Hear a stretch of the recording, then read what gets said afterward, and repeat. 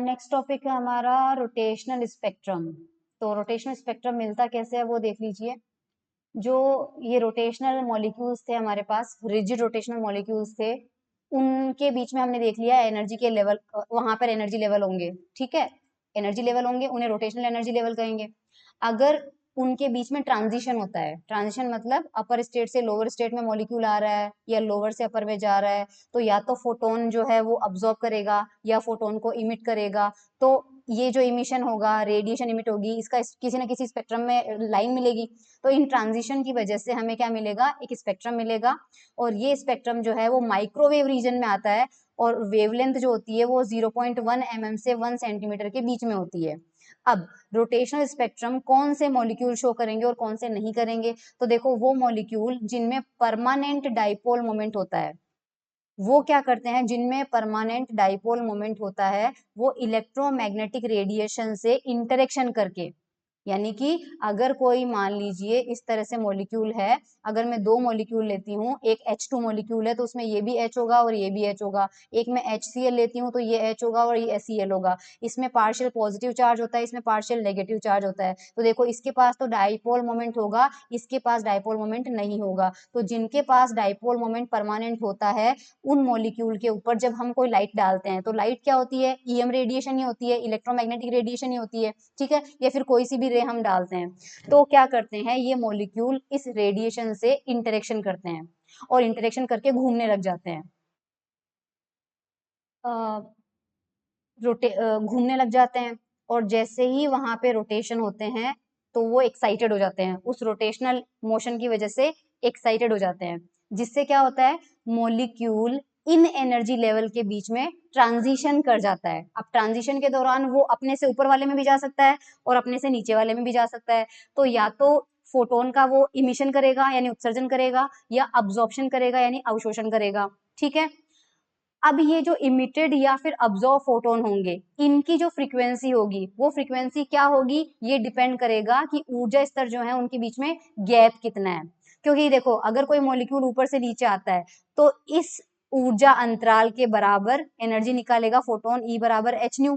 तो न्यू क्या होगी, फ्रीक्वेंसी होगी। तो ये फ्रीक्वेंसी किस पर डिपेंड करेगी, इन दोनों लेवल के बीच का एनर्जी गैप कितना है, करेक्ट। तो अंतराल पर डिपेंड करेगी। अब हमारे पास हमें जो स्पेक्ट्रम मिलता है, तो डाइपोल मोमेंट वाले मॉलिक्यूल के अलग अलग एनर्जी लेवल के बीच में ट्रांजिशन से जो स्पेक्ट्रम प्राप्त होता है उसे रोटेशनल स्पेक्ट्रम कहते हैं, ठीक है।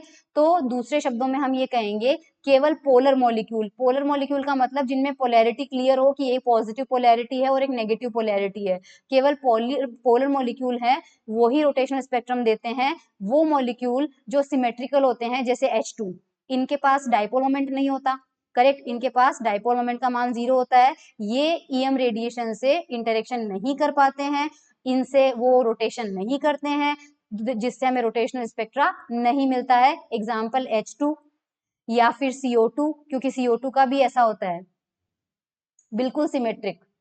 तो जितना इधर फोर्स लगेगा उतना इधर फोर्स लगेगा, या CH4, ये सब क्या होते हैं, नॉन पोलर होते हैं, तो ये रोटेशनल स्पेक्ट्रा नहीं दर्शाते हैं। तो आपके पास एग्जाम में क्वेश्चन आ सकता है कि रोटेशनल स्पेक्ट्रा दर्शाने के लिए मॉलिक्यूल के पास जरूरी कंडीशन क्या होनी चाहिए, तो आपको 1 मार्क में लिखना है कि उसके पास परमानेंट डाइपोल मोमेंट होना चाहिए। इसके बाद हम बात करते हैं सिलेक्शन रूल की। सिलेक्शन रूल में आपको बस इतना ध्यान रखना है कि पहली बात तो हमें पता चल गया कि अगर डाइपोल मोमेंट है तो ही हमें आगे बढ़ना है, नहीं तो नहीं बढ़ना।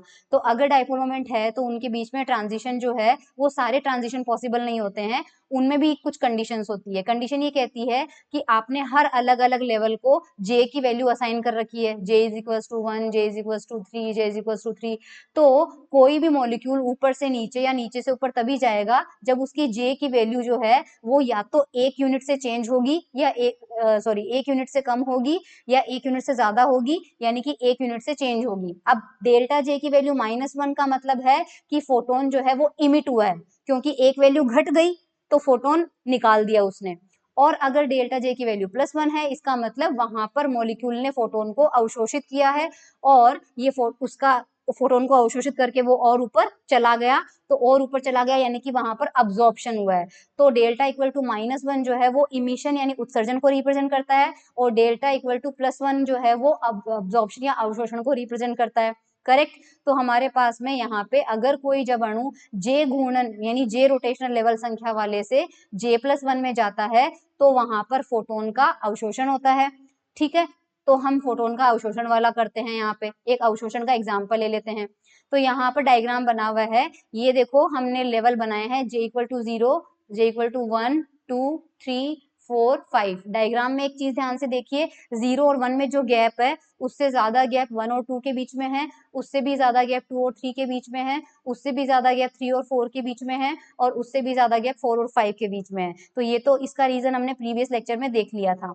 अब यहाँ पे ट्रांजिशन कौन कौन से हो रहे हैं, क्योंकि यहाँ पर हम केवल अवशोषण की बात कर रहे हैं, तो अवशोषण कब तो होगा जब वो अपने से ऊपर जाएगा, और अपने से ऊपर वो केवल जस्ट ऊपर वाले में जा सकता है, क्योंकि जस्ट ऊपर वाले में जाएगा तो ही उसके अंदर वैल्यू जो है वो 1 से बढ़ेगी। अगर वो J+2 में चला गया तो इसमें डेल्टा J का चेंज कितना हो जाएगा, 2, विच इज नॉट अलाउड। तो जो अगर J=0 वाला पार्ट है तो मैं डॉट लगा रही हूँ, J=0 से वो देखो केवल J=1 में गया, तो एक लाइन आपको यहाँ मिली। और J=1 वाला जो है वो 1 से लेकर कहाँ जा सकता है, केवल 2 में जा सकता है। और J=2 वाला है वो कहाँ जा सकता है, J=3 में जा सकता है सिर्फ। और जो 3 वाला है वो किस में जा सकता है, J=4 में। यहाँ पर हम सिर्फ अवशोषण का डायग्राम बना रहे हैं, नीचे भी ये आ सकते हैं लेकिन वो उत्सर्जन का डायग्राम होगा, और उत्सर्जन का अभी हम नहीं बना रहे हैं। और 4 से अगर आप ध्यान से देखें तो 4 वाला केवल किस में जा रहा है, 5 में जा रहा है। तो कम अगर हम एनर्जी का अंतराल निकाले, तो वैसे तो हम एनर्जी का अंतराल पहले निकाल चुके हैं लेकिन फिर से निकाल लेते हैं। हम ये फॉर्मूला डिराइव कर चुके हैं, डेल्टा ई की वैल्यू जो होती है J+1 माइनस जे होता है। तो ये वाली वैल्यू हमने प्रीवियस लेक्चर में भी निकाली थी, और इसकी वैल्यू आई थी हमारे पास ये। करेक्ट। अब यहाँ पर क्योंकि अब्जॉर्प्शन हो रहा है तो J से J+1 में जाने के लिए अवशोषण करना पड़ेगा। फोटोन जो अब्जॉर्ब करेगा, मतलब जिस फोटोन को अब्जॉर्ब करेगा उसकी फ्रीक्वेंसी कितनी होनी चाहिए, उसकी फ्रीक्वेंसी होनी चाहिए कि ये जो दोनों के बीच का अंतराल है, मान लीजिए 4 से 5 में जा रहा है, 4 वाला J है, 5 वाला J+1 हो जाएगा। तो अगर ये जा रहा है तो ये ऊर्जा अंतराल जो है वो जो फोटोन आप दे रहे हो उस फोटोन की एनर्जी मान लीजिए h न्यू है, तो उसकी फ्रीक्वेंसी कितनी होगी, न्यू अगर निकालना है तो डेल्टा ई अपॉन एच होगी। तो उस फोटोन की जो फ्रीक्वेंसी न्यू है वो कितनी होनी चाहिए, डेल्टा न्यू अपॉन एच होनी चाहिए। तो डेल्टा ई अपॉन एच होनी चाहिए। डेल्टा ई की वैल्यू यहाँ पर पुट कर देंगे, डेल्टा ई की वैल्यू पुट करेंगे तो देखो एक बार डेल्टा ई की वैल्यू मैं पुट करती हूँ। डेल्टा ई हमारा था, क्योंकि वो एच क्रॉस में इसलिए डेल्टा ई हमारा था H cross square upon I, यहाँ पे था J+1, और जो फोटोन आ रहा है वो हमारा आ रहा है delta E upon simple H. तो 1/h, और ये वैल्यू मैं पुट करती हूँ, H cross square upon I, और यहाँ हो जाएगा J+1। एच क्रॉस जो होता है वो कितना होता है, h/2 होता है। करेक्ट। तो यहाँ पे हो जाएगा 1/h 1/i, और इस h क्रॉस स्क्वायर को स्क्वायर करेंगे तो कितना हो जाएगा, h² अपॉन 4 पाई स्क्वायर, और यहाँ हो जाएगा J+1। अब नीचे वाले h से एक h कैंसिल आउट हो जाएगा तो ऊपर बचेगा h, और नीचे मिलेगा 4 पाई आई स्क्वायर J+1। तो जो फोटोन आएगा अब वो तभी अब्सॉर्ब होगा जब उसकी फ्रीक्वेंसी ये होगी। तो इसकी फ्रीक्वेंसी का एक्सप्रेशन बता देती हूँ आपको, ये फ्रीक्वेंसी देख लीजिए आपके पास। ओके, इसको वापस एच क्रॉस में कन्वर्ट करना है, वापस एच क्रॉस में कन्वर्ट कर लेते हैं, कोई बात नहीं है। अब हम जानते हैं एच क्रॉस जो होता है वो कितना होता है, h/2 तो इस एक्सप्रेशन को क्या लिख सकते हैं, h/4 को मैं क्या लिख सकती हूँ, 2 × 2 लिख सकते हैं। करेक्ट। और यहाँ आ जाएगा I² और यहाँ आ जाएगा J+1 हो जाएगा। अब ये h/2 है, इसको अपन क्या लिख देते हैं, h cross square. Sorry, I² नहीं था हमारे पास, I² नहीं था, पाई स्क्वायर था शायद। ओ गॉड, हाँ पाई² था, I² नहीं था। तो 2 × 2 है, एक पाई भी बाहर ले लो, तो यहाँ पाई भी बाहर ले लिया, तो h/2 को हम क्या लिख सकते हैं, h क्रॉस। तो h क्रॉस अपॉन 2 पाई आई, और यहाँ हो जाएगा J+1। ये फ्रीक्वेंसी आने वाले फोटोन की होनी चाहिए। तो ये देखो आ गया h क्रॉस अपॉन 2 पाई आई। करेक्ट। अब हम क्या करेंगे, इस वैल्यू को एक नए कांस्टेंट से रिप्लेस करते हैं, मान लीजिए 2b। ध्यान रखिए इसको हम 2b बोल रहे हैं, तो b कितना होगा, अगर हम बोल रहे हैं 2b is equals to H cross upon 2 pi i, तो इस 2 को नीचे लेके जाओगे तो b की वैल्यू कितनी आ जाएगी, एच क्रॉस अपॉन 4 पाई आई।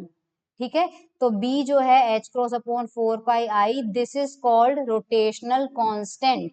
एग्जाम में पूछा जाता है कई बार, डिफाइन रोटेशनल कांस्टेंट, तो ये वैल्यू लिखनी होती है। ठीक है, इसका जो यूनिट होती है वो 1/सेकंड होती है या फिर 1/सेकंड फ्रीक्वेंसी की होती है, तो हर्ट्ज में भी कर सकते हैं। सामान्यतः इसकी जो वैल्यू होती है वो बहुत ज्यादा होती है, इसलिए इसे मेगा हर्ट्ज या गीगा हर्ट्ज में व्यक्त किया जाता है।